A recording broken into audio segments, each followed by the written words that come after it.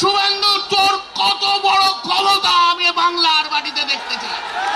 যতই তুমি স্বপ্ন দেখো কেন শুভেন্দু বাবু, তুমি কিন্তু নিজের বাঁশ নিজে ডেকে নিয়ে আসছে, আর নিজের বাঁশ নিজেই আনছে।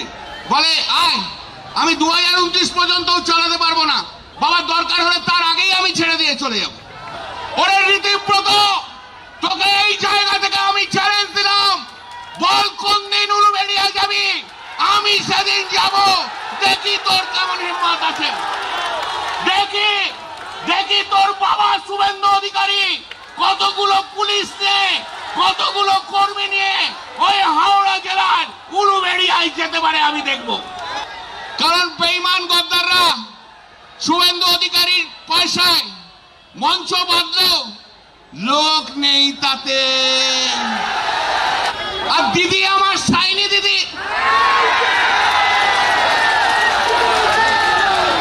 ও সাইনি দিদি, এত পপুলারিটি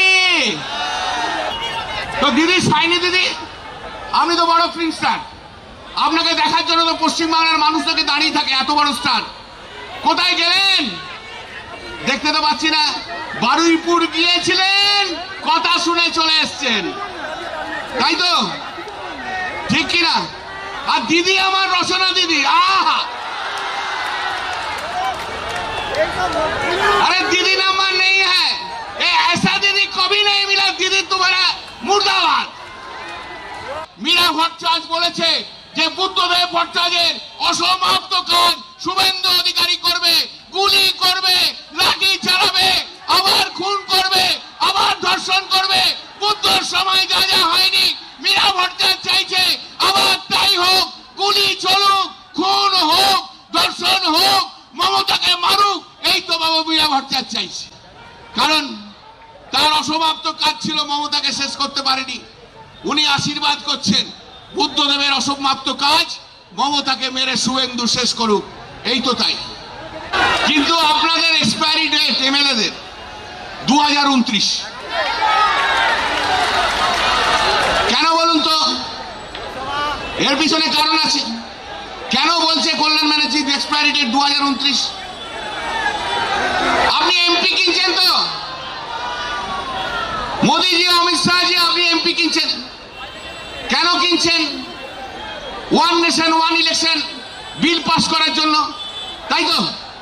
তা one nation one election bill pass করলে 2029-এ পশ্চিমবাংলায় যখন লোকসভার নির্বাচন হবে, পশ্চিমবাংলায় তখন বিধানসভার নির্বাচনও করতে হবে।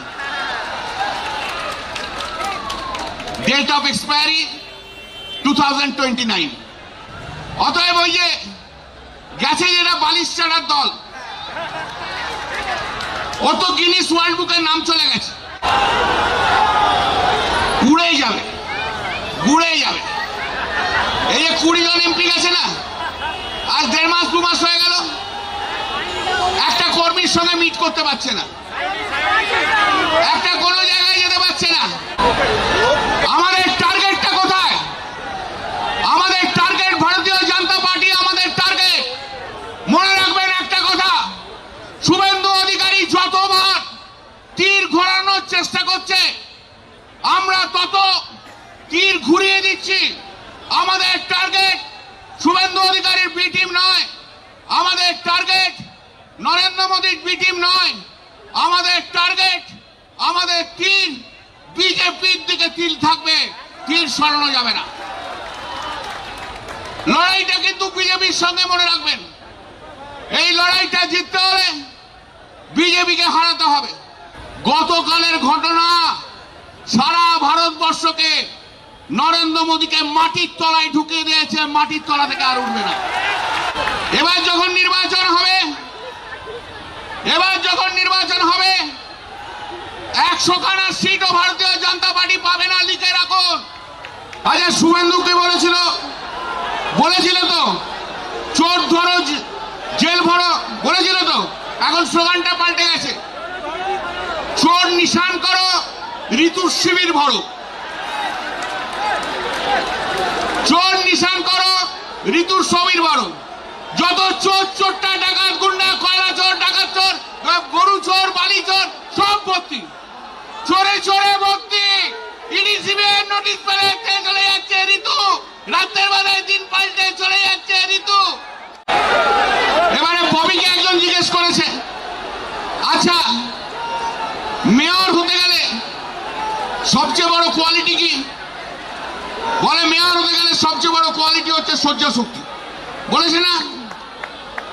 মেয়র হতে গেলে বলেছে সবচেয়ে বেশি সহ্য শক্তি। ঠিকই বলেছে।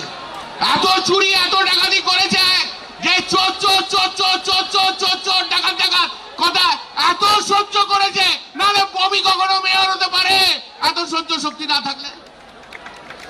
এই লড়াই বিজেপির বিরুদ্ধে লড়াই, মনে রাখবেন।